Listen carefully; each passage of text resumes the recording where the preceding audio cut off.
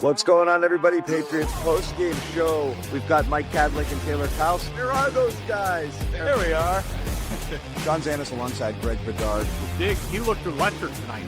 It feels like they're back to a team that can really compete. But yeah, Drake Maye, this felt like a game where he knew that he could shred this defense, and he played like it. What's going on, everybody? John Zannis alongside Greg Bedard.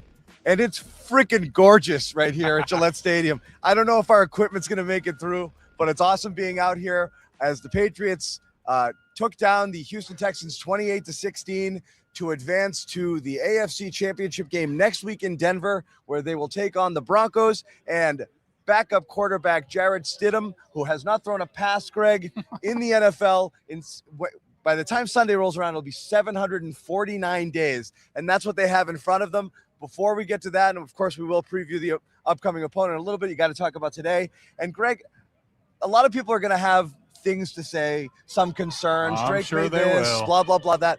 I don't know that I could have expected that this game was going to go hugely different than what it did. This is kind of what I thought. I thought the greater matchup was probably going to be the Patriots defense versus the Texans offense as opposed to the other way around. Rock fight, sloppy. And this is how it would kind of go. But that's how it went. I know. I'm trying to save some of my venting for a little bit later because of all the bitching and complaining about terrible. Well, that I got a lot of that in my Twitter mentions, but also just the offense. Well, all right, fine. I'm not going to save it. Like, do you people understand how good this defense is? It's hard to do stuff. Do you know that they averaged, the Houston Texans averaged allowing 15.9 defensive points per game. The Patriots had 14 entering the fourth quarter. They scored 21. That's the third most that they've allowed this season, tossing out the Week 18 game when they, as soon as the Jaguars were winning, they sat everybody. Like, I don't know, have you people forgotten what good defense looks like and what it does to offense? Like, look, they put together 3 really good drives, longer drives. Drake Maye made he got the pass to Diggs and the catch by Diggs, the throw to Booty and the catch by Booty. I mean, we're just outstanding. They lost Stevenson for a good portion of this game with an eye injury. He came back. It seemed to calm the offense down a little bit. But, yeah, look, I mean, going into this game, I didn't have a lot of confidence in C.J. Stroud. Yeah. It was similar to what I said the week before against the Chargers. I couldn't figure out how the Texans were going to score games. Then they lose Dalton Schultz, like on the first drive of the game, who's their leading scorer. So they also lost. Trent Brown wasn't active. He couldn't make the game. They moved their left guard to right tackle. That guy gets hurt, misses a portion of the game, and C.J. Stroud was a mess.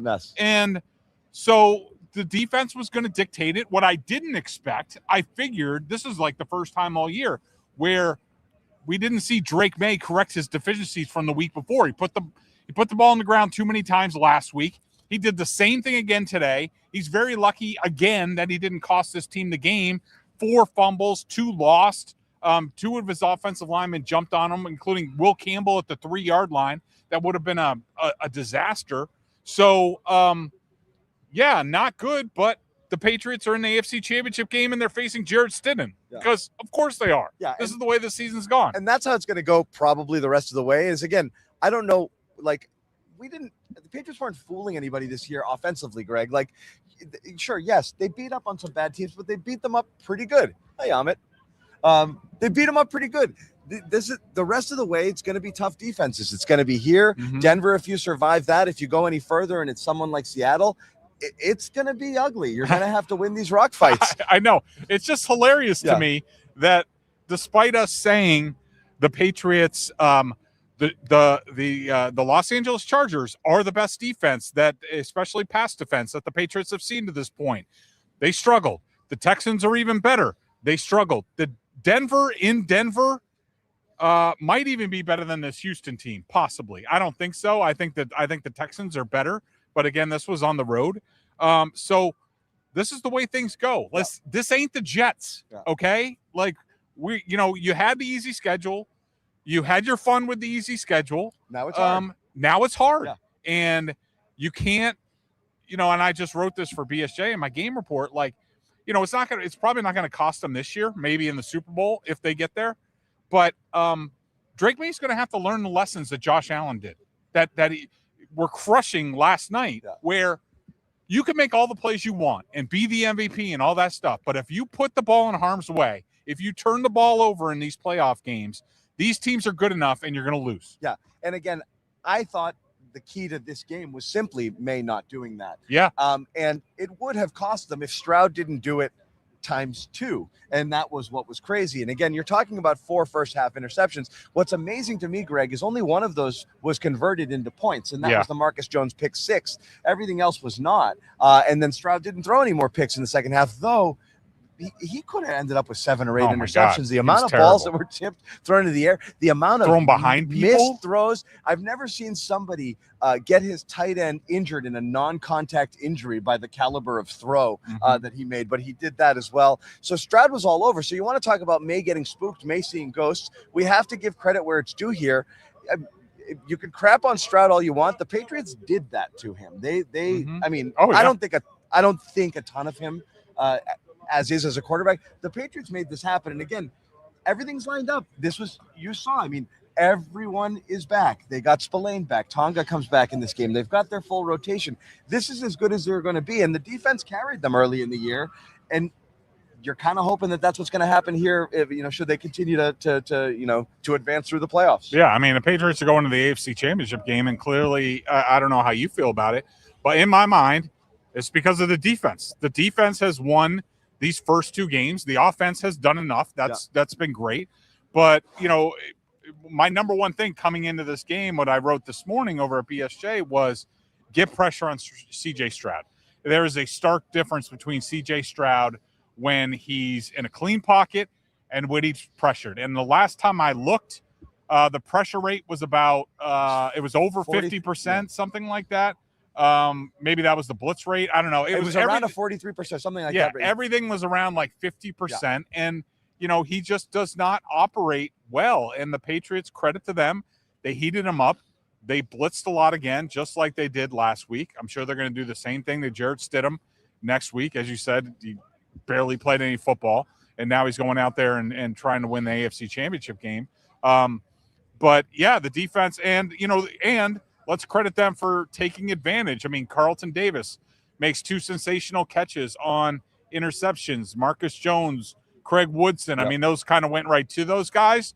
But, we've seen other teams drop those, but they converted them. Yeah, you'd like the offense to do a little bit more with them, but the other guys get paid, and those guys get paid a lot too. And so, outstanding defense. I mean, they got contributions from everybody on that defense. I mean, trying to do 3 up and 3 down. I think I settled on 6 up and 3 down, and I could have done about 10 or 12 ups.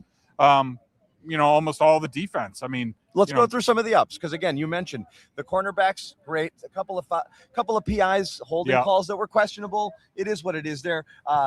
Christian Gonzalez got beat on one play, but made a couple of critical plays later in the game, and also had that strip fumble as well. To come up big there. So they held their own. You got good, decent rushing off the edge. Chase on, I thought, was good again today. Yeah, PFF had him for 7 pressures, sack, 2 hits, and 4 hurries. Team leading. He was great, and we know the interior defensive line now that Milton Williams is back. Now you've got Tonga, you've got your rotation in there.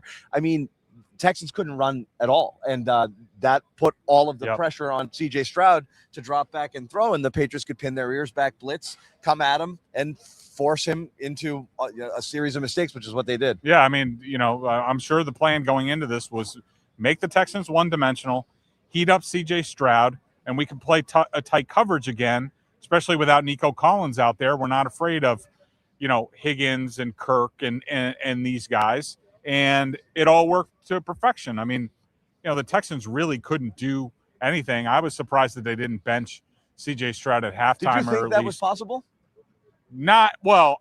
I did. If I was the coach, really? I would have given him one more series and saw what happened, and then made a move. But the way that D'Amico Ryans talked to ESPN coming out of halftime, he talked about we have CJ's back, like all that. They weren't benching him. Yeah, they weren't. I didn't think so. I would have, but because he was a puddle.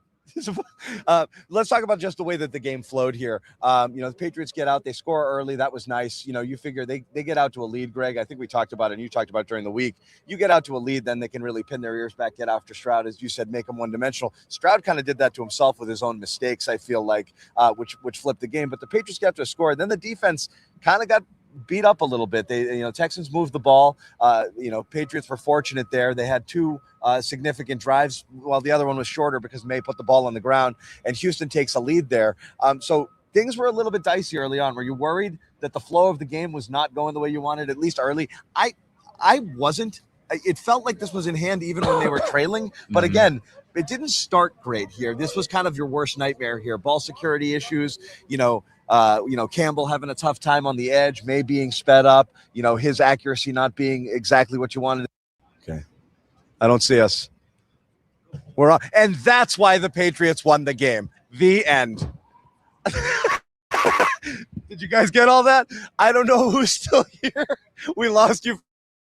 Think we're going to be here for the long haul. Do not leave us again. We're going to wrap. We're going to continue on with Greg. And as we said, Mike Kadlick, Taylor Kyles will be joining us as well. And we're going to keep rolling, elements and power and equipment and Ahmed's blood pressure, notwithstanding. I think we're going to be able to get through this. Greg, we have to talk about it because we topped the show a little bit with where the Drake Make dialogue is going to go this week. And it's going to be noisy. And it's not dispelling, some of the haters who, said that his success was based on an easy schedule, and you've kind of watched him not be great 2 weeks in a row. And we said it early that it's the Texans. It's going to be hard. That being said, he's still got to be better than he was today. Well, yes and no. I mean, look, the turnovers and the 4 fumbles, like that just can't happen. Right. I mean, especially there was one.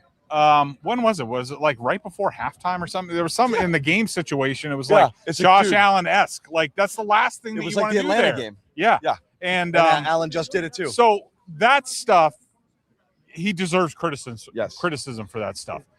He did throw 3 touchdown passes. He made some dot throws. Like there weren't any throws that I was just like, what the hell is he doing? Yeah. So look, this is just, I'm going to defend Drake Maye because there were games like this with Tom Brady, where Tom Brady would play a really good defense. Yes. Like, the Jets. Like, this happens. The other team gets paid too. And, he's never seen this stuff. And, we talked about it going into the postseason. The regular season is completely different than the postseason. You have better coaches. Yeah. You have better game planning. They know your tendencies, better personnel, all that stuff. And, Drake maybe, my criticism would be he needs to rise his level. Yeah. Bring up his level of intensity, get in that grind. Just don't think this isn't going to be background football and you're going to be tossing 50-yard touchdowns and, running around when teams have a plan for you and all that stuff. So look, has he played great? No. He's gone against 2 really good defenses. He's gotten them wins. He's made plays when they needed to. That's pretty good.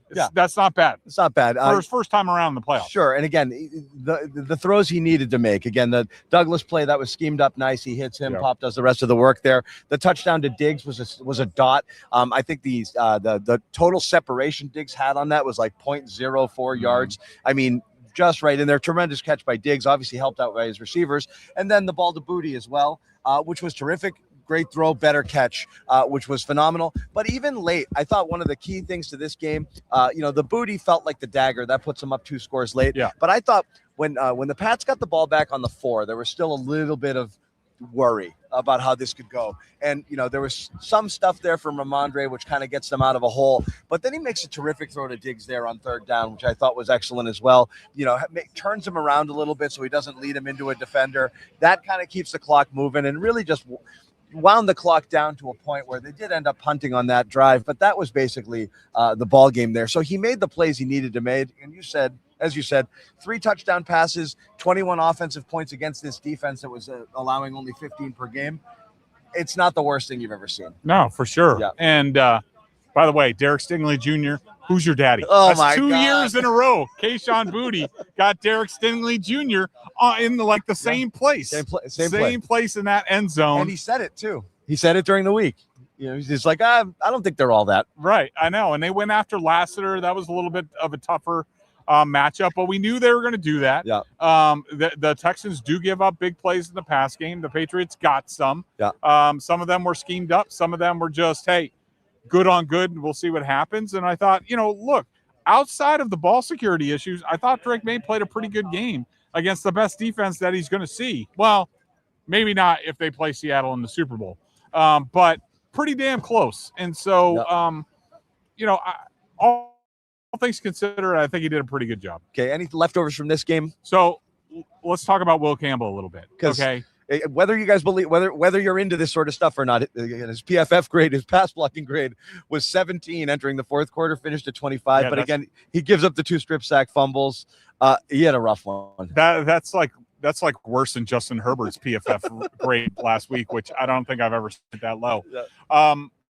So this is a discussion about, Will Campbell. And I don't say, this was my worry when I talked about Will Campbell. Like, I figured he'd be fined for 75, 80, 90% of regular season games. Yeah. He's good enough. He's Jake Matthews of the Falcons. Like, he could be that type of guy. But the question becomes, can you win a Super Bowl with that profile of a left tackle? Yeah, I mean, they've done it before. Matt Light, Nate Solder were not like the world-beating tight ends. They were good. I mean, left tackle. Yeah, but Nate Solder was what'd they win with him? 1 or 2? Anyways, I mean, he had the physical profile. Yeah. Light had long arms. Light didn't, but that was a different era. Yeah. But the worry, my question, because I'm not going to come out on this, because the Patriots could go on and win the Super Bowl.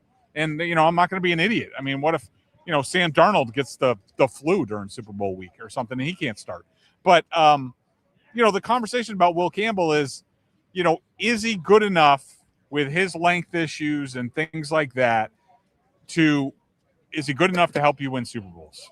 And I do think that question's up there. I don't know if we're going to get the answer for like 2 or 3 years. Yeah. But as you saw last week, this week, it's going to happen again in Denver with Benito and the rest of those guys on the Broncos pass rush. They led the league in sacks.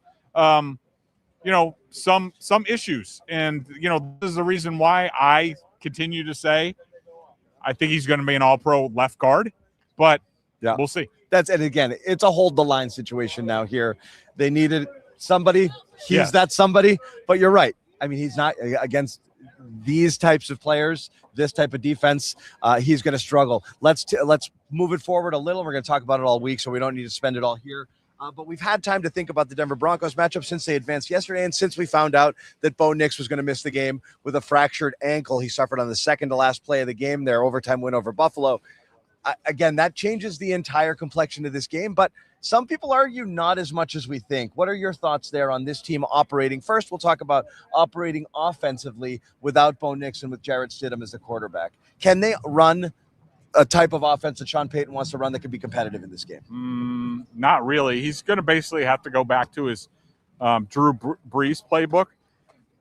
Because, really Sean Payton built his offense in Denver around Bo Nix and his athletic ability, and they incorporated him in the run game and all that stuff. That is not Jarrett Stidham. Jarrett Stidham is slow. Nope. He's slow of foot. He gets extremely panicky. I'm just trying to remember him, from when he was here. And I watched him some in Las Vegas when he went there as well. He gets very panicky. He sees if the rush is a factor, he looks at the rush. Yep. He's not good. There's a reason why. There's a reason why the Patriots. In 2 years. Remember, some people anointed him as the next guy after Tom Brady, and of course, even Bill Belichick was like, "Oh hell no, I'm going to get the corpse of Cam Newton for $1 million and bringing him in here rather than start Jarrett Stidham." The saddest year of our lives. I don't know what was sadder, clamoring for Jarrett Stidham to start over Newton in that COVID year in front of an empty stadium, or the let's play Bailey Zappi over Mac Jones. Both were equally depressing. But Stidham, we saw him here. For some reason, coaches still like this guy, though. He's a guy that's like, I think he's got good makeup. I think he can be something here. So I don't know. Can he manage it, or is he going to be overwhelmed? And can the Patriots absolutely get up in his shit and confuse him and turn him into what we saw out of Stroud today? I think they're going to do exactly what they did. Now I will say Denver has more weapons than the last two teams that they played, even though, like, I don't know where Courtland Sutton was for a large portion of yesterday's game. But, you know, R.J. Harvey's a really good back. That's actually the back. He went later in the second round. That's the back that I wanted instead of Travion Henderson. Like, I wanted to take an offensive tackle early in the second. I wanted to get Harvey later in the second or the third, whenever he went. Right. But they have a lot of talent. They have a really good offensive line, which is better than the last two that they faced. You know, Sean Payton's going to do some things. And, you know, the defense is really good. I mean, but the Bills, even though they're not that good, I mean, James Cook had a game. They don't have many pass receivers and things like that, but they put up a bunch of points against Denver. It should have been more, but Josh Allen kept turning the ball over. Snowball from Mike Kadlick. That's your cue. We're going to let Greg Bedard leave real quick. This defense, as it compares to the Denver defense versus the two that they faced so far, if you had to rank them in terms of how the type of problems they will present this Patriots offense. I think they're right in between the Texans and the Chargers. Okay. So better than the Chargers, not quite as good as the Texans, but they run a lot more man coverage, and I would say their pass rush as a whole for the Broncos is better than the Texans. Okay. And so that's what we've got. And they'll blitz. That's going to be next Sunday, but the Patriots are in the AFC Championship game, 28-16 win over the Texans. We're going to say goodbye to Greg Bedard. You know this, you know the deal by now. Check out Boston Sports Journal. He's already got a story up, but there'll be so much more to come, including Mike Giardi and all the Patriots coverage. It's $7 a month, $50 for the year. The best local sports coverage in town. Also, check out our boy Jack Simone with some CLNS allegiances here, does a podcast over on the CLNS Media Network. The new Celtics writer over at BSJ just joined, and he's already hit the ground running covering the Celtics, so check that out as well. Of course, subscribe to Greg Bedard's Patriots podcast you can find on the CLNS Media Network exclusively. That comes to you on Tuesdays alongside Nick Cattles. We'll say goodbye to Greg. Taylor and Mike are about to come in here, but first, we want to tell you guys about our pals over at Prize Picks. And again, the #1 daily fantasy sports app in all of North America. You should know the deal by now. Pick more, pick less. It is that easy. Let's run the B-roll so I can get Greg out of here. #1 daily fantasy sports app, all of North America. All you have to do is play 5 and you get 50 instantly in your accounts. We're back on the field here. We got distracted by a couple of things. That's not Drake May. It's just a guy wearing a Drake May jersey. No, back there. I know, I'm just kidding. Gray sweatshirt. That's just a guy. Am I plugged in? Huh? I don't know.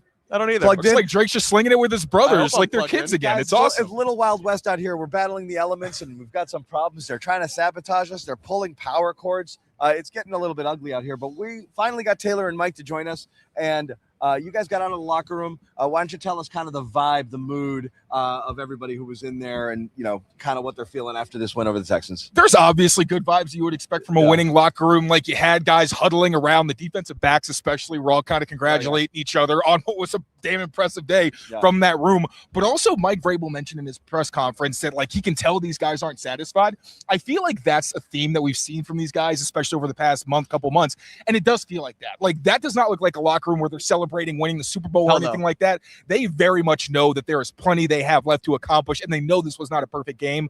But even despite that, obviously some players that made seem like they were kind of disappointed in their performances, but it made me feel good that these guys seem like they're still hungry. They're not satisfied, like you said. I mean, it felt like frankly, it kind of felt like a week 5, week 10 winning locker room where they're excited. They're excited for guys who who came out and made some plays, but definitely not satisfied. They still have 2 more wins to go. Their last game, though, inside this building this year. So it felt like there was a little bit of finality to, okay, the home schedule's over. We've got to go back on the road. We've been the road warriors all season long. Kind of felt like that's what the vibe was in there. So excited, but they still got a lot to prove. Well, they don't lose on the road. So, again, what are we worried about? But I definitely think, and, I feel like Stefon Diggs' almost every single thing that comes out of his mouth is just, first he has to knock the massive chips off of his shoulders before he starts talking. And that's what it's all about. But you do have, there's still the vibe out here where it's like they didn't play anybody and, people are hurt and boy, the path is easy. And again, you're going to have it again because you're facing Jarrett Stidham and not Bo Nix in Denver here. And everything's changed. And if they're, that pass is complete, the Cooks, you could have Josh Allen coming into Foxborough. It's a different story. But again, That's what they've got. This is their path. And, you saw the clip. You saw the entire ESPN panel, including your girl, Mina. Oh, yeah. I had to hide off camera. Oops. Sorry, Mina. Everyone picks. Oops, all Texans. And I didn't. And our buddy Jimmy Toscano, who over on the Garden Report, he made a really good comparison, which I think this happens, and this might just be manufacturing content. If you're just going to say, oh, they're going to win, this team's going to win, it's a boring week of coverage. Sure. So picking underdogs and going out on a limb is just part of the deal. We get it. It's just feed the content machine. But I really do believe people really want to see the Patriots not succeed because they don't believe what they've seen with them all season long. And the Patriots know that. And they feel that. And the comparison Jimmy made was the 2024 Dallas Mavericks, where people start picking them. And we're sitting there like, are you freaking kidding? And that's kind of how I felt about this game. It's like, I didn't think it was an unlosable game, but I really didn't see a path for the Texans to win this game because, as I said with Greg earlier, I felt like the biggest mismatch here was Stroud against the Patriots defense, not Drake Maye and the Patriots against the Texans defense. I thought they would struggle, but I didn't think Texans offense would be able to generate anything, and they didn't. And Mike's tweeting throughout the game, boy, does Stroud suck. He did. Well, because I came into this week. Yeah. Taylor and I were going back and forth on how this game is going to go, and he was very adamant that Stroud was going to turn into a pumpkin, and I kept kind of trying to put it in there. No, Taylor had it. He told anyone who would listen the booty, the stinglet. We'll get to those. Play the victory lap. Yeah, we will. I'll take this victory lap. We need a Taylor victory lap interstitial. But here. Stroud's been solid for parts of his career. He's very up and down. Clearly, you saw it tonight. He was throwing just awful passes, throwing it out to wherever somebody could try and get it, picks going the other way. But he did have a couple times where he's kind of in a little bit of a rhythm, found a little bit of a stride, and then all of a sudden he just again laid a pumpkin again. So he wasn't great tonight. Oh God, that's gonna be painful laying an entire pumpkin. Yeah, no, it kind of looked excruciating, just like tonight was for all your chairs. Oh my God. Exactly. So no, they got after Stroud. This was not the element for him, and he's going into this offseason now in a contract year. That's not a good way to go into trying to sign a pretty hefty extension here. I agree. And you were saying, I think this is a likable team. I think people are rooting for them, but I think there is an element to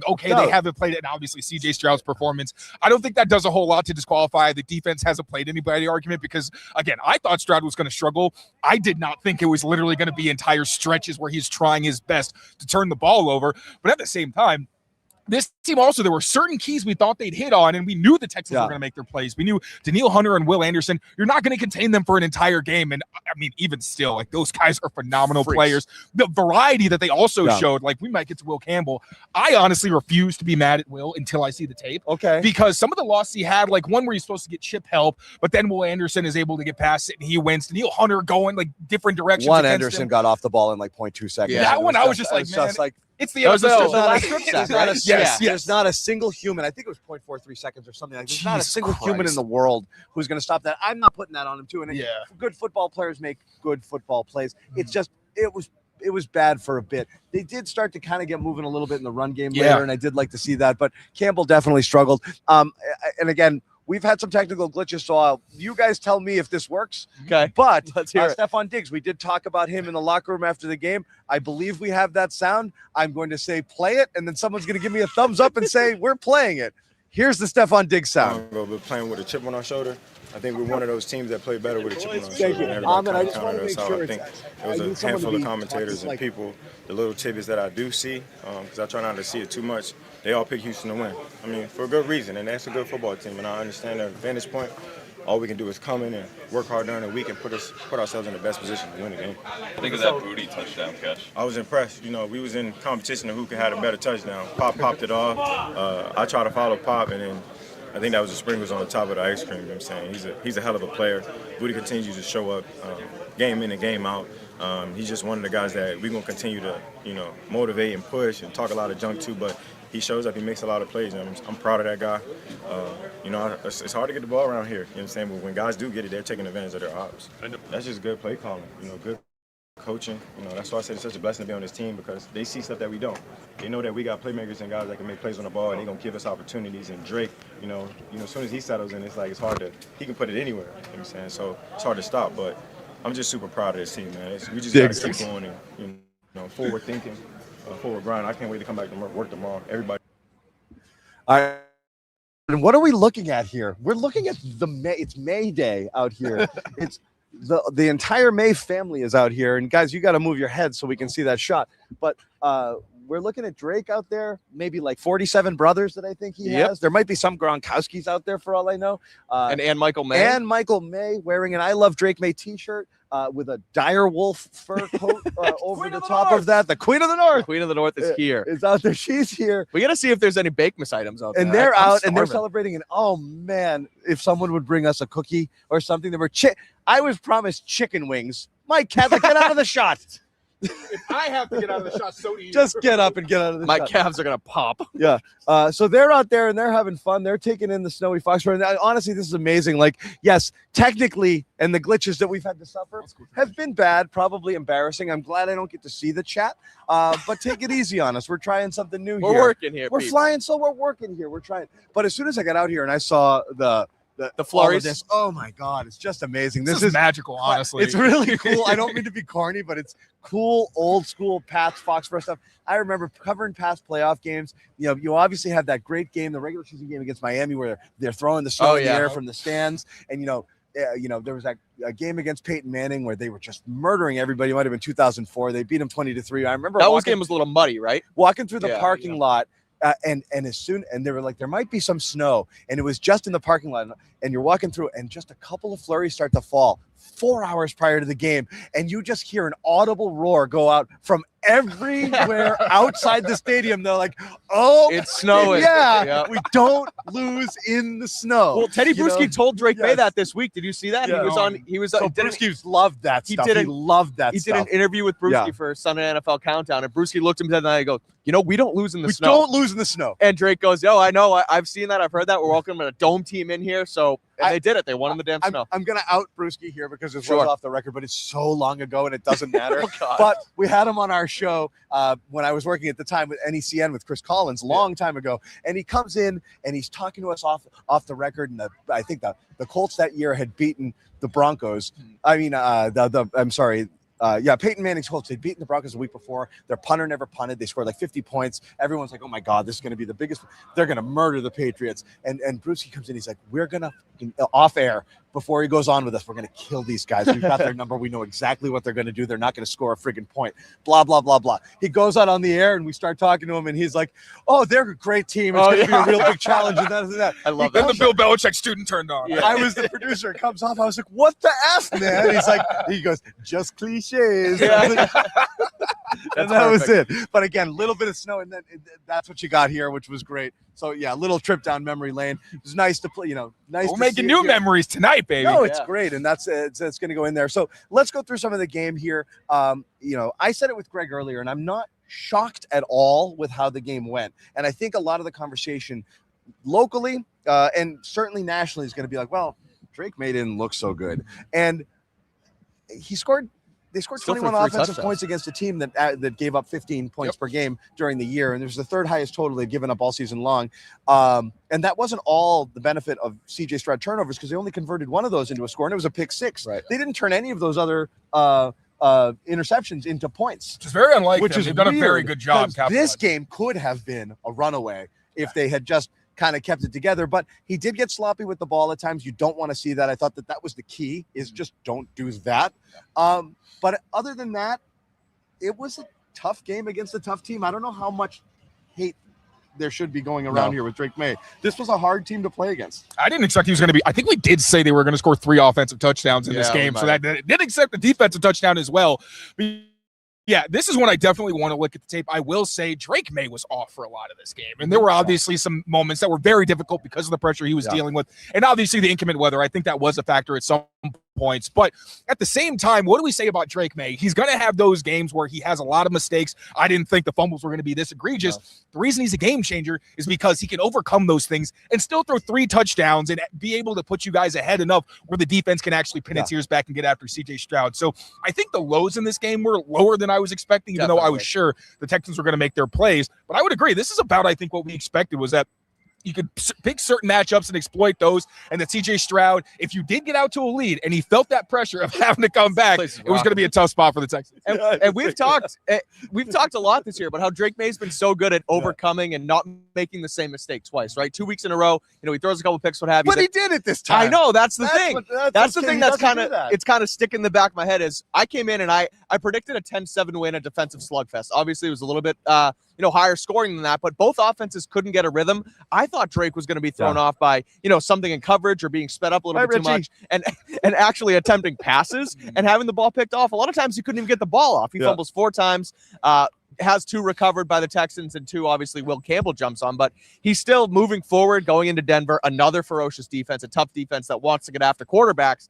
I think they led the league in sacks this season. He's going to have to take care of the football much better next week if they want to, if they want to advance to the Super Bowl. So he was solid, opportunistic with the touchdown drives as well. I think there was one where we talked about his avatar mode where he just kind of turns it on. They went 5 plays, 50-something yards. Drake was 3 of 3 in the slant. Exactly, and then ripped the touchdown and then ripped it in there to Stefon Diggs for a score. So no, that was pretty wild. I do want to give Josh McDaniels credit on that drive as well, though, because he basically had the same concept. We're going to fake like it's counter, and then we're going to throw the slant. 2 slightly different looks that kind of threw the Texans off a bit, and then that touchdown to Stefon Diggs. We talked about the red zone. They did not capitalize and hope they'd maybe move Stefon Diggs around, do something so that the other team didn't know what was coming in those crucial situations. What Josh McDaniels did, he had Hunter Henry as the only guy to one side. Stefon Diggs is number 3. Motioned him over. Stefon Diggs was followed by a safety in that moment, and Drake knew I got a mismatch. Now, credit to Stefon Diggs because that safety mugged the shit out of him. He was all over at the catch point,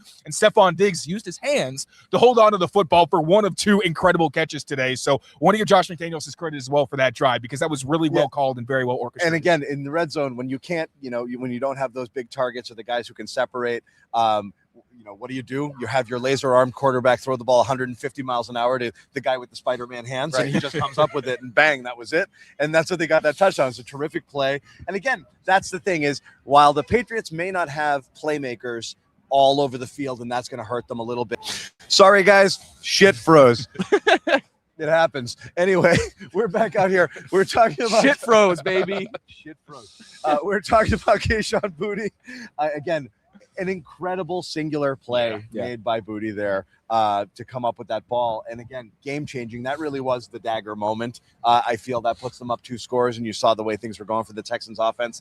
You just didn't feel like they were going to be able to come back there. Really incredible. The Diggs catch, super play as well. So when they needed them, Maye and his receivers came up with what they needed. And again, that's what you need to do against Houston. I did not think they'd be able to get a bunch of 8, 10, 12 play drives against this team. I think they had to hit a shot or 2, or get a couple of chunk plays is really the only way they were going to make it happen, and they did when they had to. And one thing I was disappointed was with Kyle Williams. It was nice to see him get some targets. Obviously, wasn't able to make the most. That's the thing. Drake's ball placement didn't help him out a ton, but there was that one deep ball that it did kind of go through his hands. But we know he's capable of that. Should move that on. Have gone out more in front of him? I think so. If he leads him the right way, that's a touchdown. Easy. And then you lead him to the sideline. He has to track it over his shoulder. Made it. I mean, again, Kyle Williams, a 3-year veteran might make that catch. A rookie probably. What that leads me to is, again, the Patriots continue to get healthy. Mac Hollins could come back next week. Right. So we're talking about some of the struggles that they've had. Mac Hollins not being in the rotation, I don't think it's insignificant. As solid as Efton Chisholm has been. It makes a difference. It does make a big difference. So apology, Cam, John Zannis on Mac Hollins. No, come on. We need to pull that up from Garden Report. Ahmed hasn't built the Patriots apology cam yet. It's in 3 weeks in a row. What does that man do out there? Who is Mac Hollins? What does he do?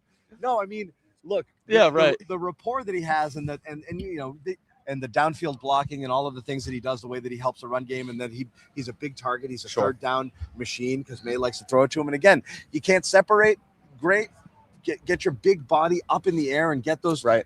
He's the Drake Maye jacked up high ball throw savior. The crazy thing is, he is a good separator. You wouldn't think so. And sometimes they're the way that their connections work. Sometimes it kind of leads to some. But he really does get great separation at the top of routes. And like Mike Vrabel said, he's a big body, great at the catch point. When we looked at the stats, I wanted to see where his impact has been. He was their best intermediate receiver, and it wasn't particularly close. So that's going to be a huge bonus for them as well. Yeah. So that's a big one here in terms of, other injuries in this game. We did see Davis, who had an interesting game because a couple of the PIs could have gone either way. That was the most Carlton Davis game of all time. Carlton Davis game in every way imaginable, including being injured, because he gets injured every game 1 or 2 times. Usually comes back. He did leave this one. So we'll see what happens there. Henderson looked, and he didn't talk after the game either. Henderson looked like he was a little banged up. So we'll see injury-wise what they have going into it. But again, this is close, certainly on the defensive side of the ball, as close to healthy as they've been. So you have to feel good about that entering next week. Drake Maye, we were talking a lot about him a minute ago. We do have some sound from Drake Maye at the podium, and I'm sure it's aw shucks, I could have played better, but I'm really happy. But we're going to play it anyway, and you guys can hear for yourselves. Here's Drake Maye. He keeps on making them. He keeps on making plays, making me look good, and I'm proud to be able to give him some throws to make a play on it. And I think one-hand catch. There's not much else to say about it. It's pretty sweet. We kind of looked. It was kind of the same type throw as my first one, to him, and he made an even better catch this time. So just props to Kayshawn for keep on playing. He was huge for us tonight. That receiver room just keeps on doing good things. Good job in the running game, and I think I could have had some chances more downfield and make some better throws. But hey, you can't be too hard on myself and move on to the next one. Proud of the offensive line for being able to run it when they know we're going to run it. That last that second to last drive. And then I botched the last third down. I missed the throw. But really just proud of the guys for running it. It's hard in this league to run it when they know you're going to run it. And those guys were huge. And fourth quarter, I guess that's when crunch time is. The snow picked up a little bit, and it was pretty sweet. Just the fans and the stadium, the atmosphere was pretty cool. And there at the end, maybe over in the victory formation, that's always the stuff I remember. It's pretty sweet. And then, Bo, man. I trained with Bo before the pre-draft and got to know him well, him and his family and his wife. And first off, they're just great people, great Christians. Really enjoyed being around Bo Nix and his family. Obviously, the news is it was heartbreaking for what a player he is, the guy he is, and just know, praying for Bo. I know he's going to bounce back. He's a great player in this league, and look forward to matching up with him. We had one in college, and he got the best of me, so I know he'll bounce back. But they got a good team, and next week. Gillette Stadium, snowy Gillette Stadium. That was Drake Maye. And again, second week in a row, he's not super happy with his performance. And in this case, he's given the credit to the defense, which deserves it. Sure. And everyone looks for comparisons to teams, of Patriots past. I really do think there are some slight 2018 vibes here with the way late in the season, the defense and the running game started to really carry that team. And this, again, are they elite like the Texans and the and the Seahawks, or maybe even Denver? No. Are they a pretty freaking good defense? Yeah, right now they are. And this was supposed to be the strength of the team. This shouldn't be that shocking to us right now that this is what might carry them, because again, the offense, as good as Drake Maye has been, you have to acknowledge that, they had some cupcakes along the way, and it wasn't the toughest schedule, and they benefited from that. They don't have, playmakers all over the field. The offensive line is still a bit of a work in progress. It's holding up fine, better than last year, but they're going to have a tough time lighting up really good defenses. This isn't, the heyday Patriots, with Tom Brady throwing, 50 touchdown passes. Randy Moss was on set at ESPN. He wasn't on the field, though. Exactly. But this was a team that was supposed to be entirely led by its defense and its running game to start the year. Right. It didn't quite go that way all the way through. Now that it's kind of coming back full circle, this might be the key to their success, is being able to kind of run it behind Ramondre and also the defense really stepping up. And again, they're getting pressure. They're covering well. They're doing everything that you would want to see them do right now. And I'll say I still want to see them be challenged by a better passing offense, because I do think there were so many missed opportunities from CJ Stroud. And I feel like that's been the case for about a month now. But it's just like, people want to talk about Drake Maye. You play who's in front of you, and they have been dominant for large stretches against those opponents. So credit there. What I'm most impressed by is the run defense. Yeah. Because honestly, they were DOA for half the season. Obviously had an elite start. Crazy, right? And then even before they lost Milton Williams and Robert Spillane, you started to see them regress. And when you lost those two guys, and Kyrus Tonga lost a lot of time, obviously they took huge steps back. But now, as they got healthier, Milton Williams came back, then Robert Spillane, now Tonga,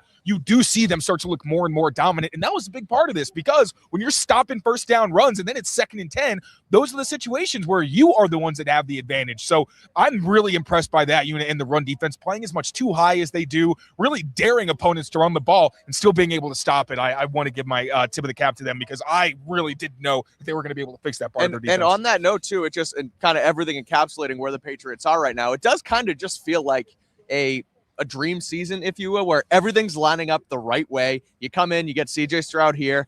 Then you got to go to Denver. Obviously, that's going to be a tough one. But Jarrett Stidham, as we've talked about, and the way they play, right, where, Drake Maye wasn't perfect today, but they found their matchups. They attacked where they wanted to. They ran the ball and bled clock in the fourth quarter when they had to. Obviously, you get your matchup that we talked about. Say that 5 times fast. What's that? Nothing. Go ahead. Well, Just keep going.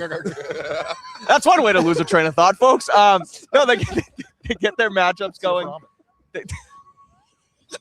I'm cold. I'm a little punchy. No, that's fine. They get their matchups going with Kayshon Boutte and Derek Stingley, which Taylor talked about at the beginning of the week, and then the defense plays dominant football, and they're incredibly opportunistic, and you play who's in front of you, and you make it happen. And we talk about even not having superstars and not making plays when you had to.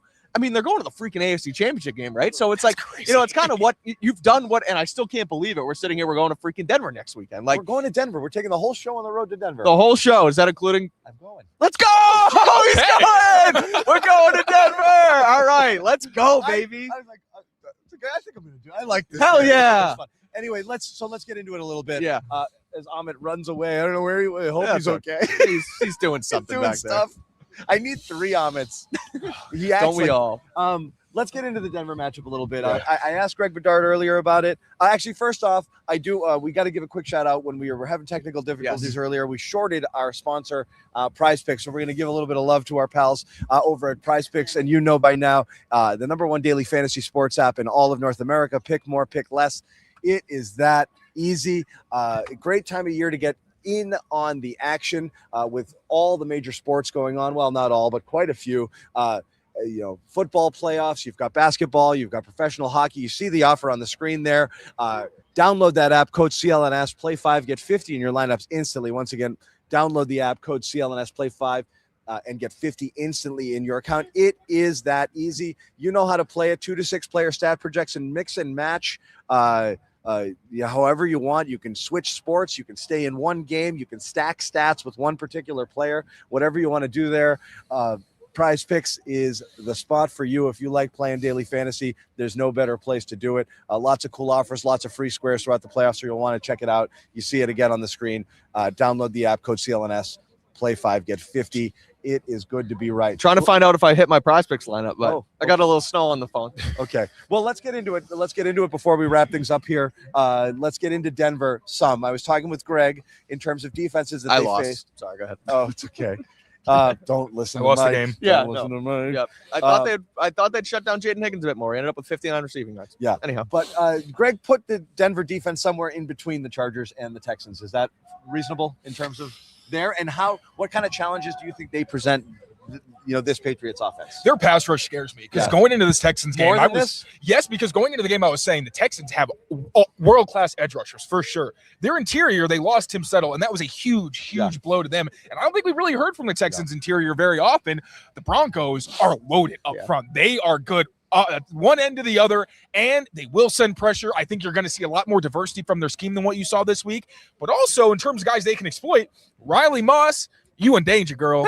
As soon as the Broncos won, I was like, let me look at some cutups to see where the weakness is going to be. And I see Kayshon Boutte having a game against Riley Moss. Okay. So there are some vulnerabilities the Patriots can exploit. Call a shot like he did against Stingley this week? I hope so. I really do. Tee him up I'll egg him on in the locker room. Yeah. But yeah, this is a Broncos defense, and I don't care who the quarterback is. Yeah. This is going to be a very hard-fought game for the Patriots, but there are places they can exploit. Hufanga, you got to be careful because that dude will light you up, but also a guy who's lost on some breaking routes, outbreakers when he's in man coverage or in quarters alignments. See, I got ahead on my advanced scouting. Really tough defensive front, but some holes on the back end. All I was going to mention was Vance Joseph and Pat Surtain.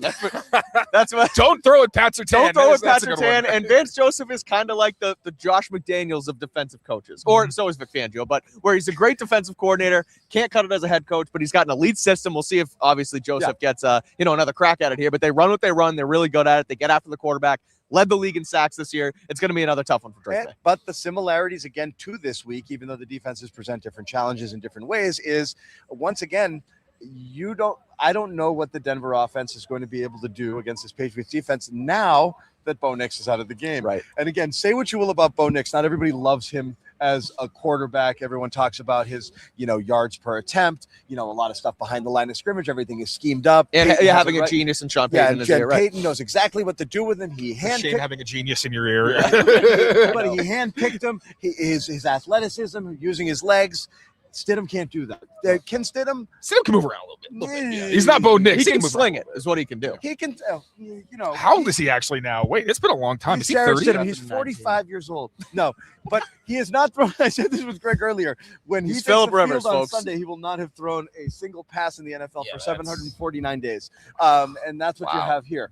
So that's what we got here with Jarrett Stidham, a career backup. He's got 4 career starts under his belt, 2 with Vegas, or 2 with the Raiders, 2 with the Broncos. Yep. That's it, my friends. That is what you've got here in this game.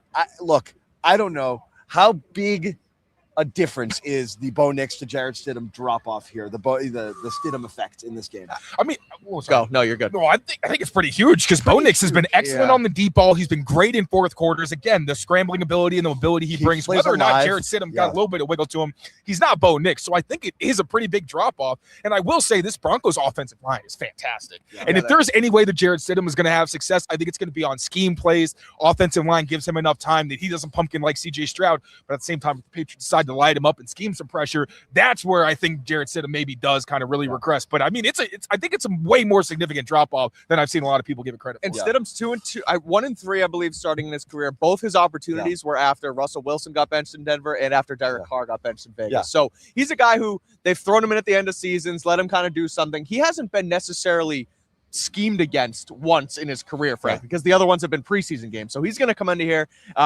Patriots defense and that crew is going to try and have answers for what they seem. Not a ton of tape on him. I know you said that to me earlier, but he's a guy who they're going to just kind of have to give him, schemed opportunities in Sean Payton's, system and give easy reads. And does that get you to a Super Bowl? I don't think so. And Bo Nix has been okay, solid, opportunistic, I think is a key word with him. And also clutch in those fourth quarters, like we mentioned. So there is a bit of a drop off there. I think it's going to be a challenge for Stidham to, have a ton of success. And we've seen the Patriots defense the last 2 weeks shut down quarterbacks night in and night out. We're going to get a gimmicky first drive touchdown. 100%. 15 plays. I feel it in my bones. Yeah. They're just going to walk down the field. 7 passes, 7 rushes. RJ Harvey here, Jarrett Stidham here, a dink and dunk to Evan Ingram, Cortland Sutton on like a one-on-one down the sideline. It's like, shit, did we keep the wrong quarterback here in New England? And then you're never going to hear a peep from them again. We'll see. It's not a cupcake. Denver does present challenges. Playing in Denver sucks. I've been to many an AFC Championship game in Denver that didn't go the Patriots' way,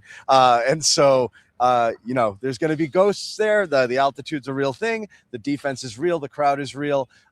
Jarrett Stidham, I do not believe is real, but we will see what happens with this one. Taylor, and again, we have the benefit of already having looked at these guys a little bit because they did win last night, and Taylor can't help himself, so he's already deep into the film. We'll have a lot more coming up on Patriots Daily tomorrow as we kind of put a bow on this one, and Taylor and Mike get into the Broncos, and that's where we're going to be. It's freaking Denver week, and the Patriots are back in the AFC Championship for the first time since the 2018 season when they went to Kansas City and played one of the best games of their entire playoff run there. That was a ton of fun. En route to their last Super Bowl win, and they have a really real shot to go to the Super Bowl. It's crazy to say, Let's John. take a minute and soak in the snow and the My fact eyes that already we're soaking in the snow. about to go play potentially good stuff in a Super Bowl in this Mike Vrabel's first year, Drake May's second year, and first year as a full-time starter. Really unbelievable. Thank you guys for bearing with us with the technical glitches. I don't know, there might be 3 of you left or possible. We haven't been even going live at all, and I'm just staring at this picture. I don't know if anybody. The whole time. None of you may be in the room. Can you hear me? 10,000. 10,000 strong. LFG, baby. Oh, good. I'm glad you guys are still here. And I am sorry, but again, we hit a couple of rough patches, but we did it. Thank you very much to Amit, super producer running around here, keeping us on the air for as long as possible. Rich LeMay behind the scenes here as well. Bailey Kennedy back in his really warm apartment. Do you miss the Zannis Did I complain about the cold one time? No, you haven't said a word. I'm dying. I hate it. Mark it. I don't want to do that. I'm not going to Denver. It's all fun and games, so you have wet thighs. I hate it. I can't believe you guys do this. Now, this used to be my life out here, but I'd be standing where Ahmed is. There you go, under an umbrella. Yeah, exactly. Anyway, thank you guys for hanging out. This has been the Patriots postgame show. Patriots Daily, as we said, rolls on tomorrow. Subscribe to everything. Turn on your notifications. That way you know when videos drop. We're going to be doing it all week long with not just us, but the absolute slew of incredible Patriots podcasts we have on our network. Mike Giardi, Doug Kyde, Michael Hurley. Those guys coming up later tonight, Amit?